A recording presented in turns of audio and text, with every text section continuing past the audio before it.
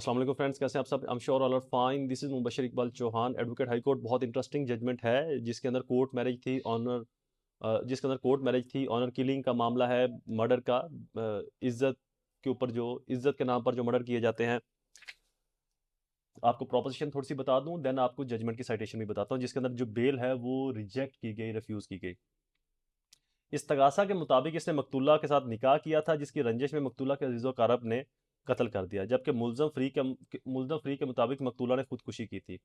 Family मेम्बरान मुलजमान को चाहिए था कि खुदकुशी का सहारा लेने की बजाय पहले गैर तिबी मौत बारे मामला पुलिस को रिपोर्ट करवा कर तहकीक करवा लेते कि मौत की वजह क्या है, लेकिन मुलजमान ये बावर करवाने में नाकाम रहे कि उन्होंने खुद पर्चा दर्ज क्यों नहीं करवाया। रिपोर्ट में जर पर सायल मायला टीबी रिपोर्ट में जरबात के अंदर स्या माइल दारा इस बात की निशानदेही कर रहा है कि खुदकुशी ना थी, जमानत मुस्तरद हुई।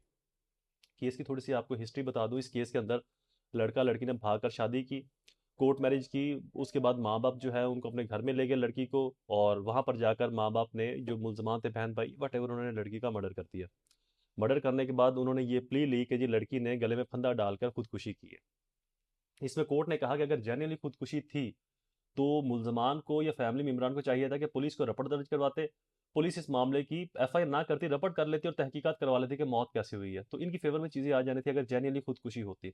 लेकिन अब जाहिर बात है, जो जरबात है वो स्याह माइल थी, वहां पर जिस्म पर भी जरबात के निशान थे, जख्म के निशानात थे, और जो फंदा लिया गया उस पर भी इस तरह का निशान था कि जहां से ये जाहिर हो रहा है कि खुदकुशी नहीं थी, किसी ने पकड़ कर लटकाया और फिर नीचे से किसी चीज को, कुर्सी को या टेबल को खींच दिया, सरका दिया।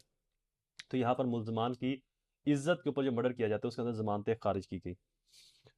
सेक्शन 302, 34, 201, 109 इसके अंदर रेलिवेंट थे।